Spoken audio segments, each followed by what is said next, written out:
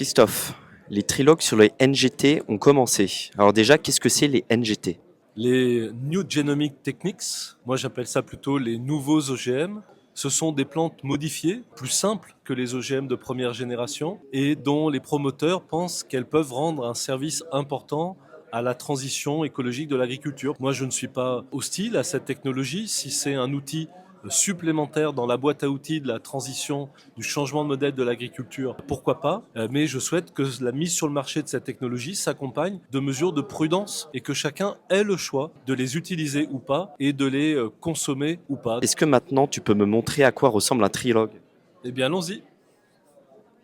Quoi les enjeux sur le trilogue NGT? Bien, il faut trouver une position commune entre le Conseil et le Parlement, car s'il n'y a pas d'accord, il n'y a pas de loi. Le Conseil considère que ces nouveaux OGM sont des plantes équivalentes aux plantes conventionnelles, donc il n'y a pas besoin d'encadrement, de régulation. Et le Parlement est favorable à cette technologie, mais souhaite fixer des règles. Par exemple, exclure certains types de nouveaux OGM, exclure des plantes résistantes aux herbicides, ou pire encore, des plantes qui sécrètent elles-mêmes la toxine qui va tuer les insectes. Ça, on ne peut pas dire que ce soit du développement durable, évidemment.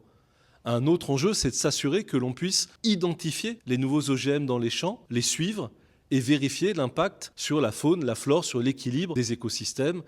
Et le troisième enjeu, c'est d'éviter que des grands groupes agrochimiques mondiaux monopolisent les ressources du vivant, privatisent les semences, imposent aux agriculteurs des semences à des prix très élevés. Pour ça, c'est la question des brevets. La bataille que l'on mène, c'est protéger la liberté des agriculteurs, protéger la capacité à accéder aux ressources génétiques pour continuer l'innovation et rendre impossible la privatisation des plantes, des brevets sur les plantes elles-mêmes, parce qu'on n'a pas le droit de mettre des brevets sur la nature. Et Christophe, tu as hérité d'un petit nom, du vétéran de la sociale écologie. Pourquoi ce petit surnom?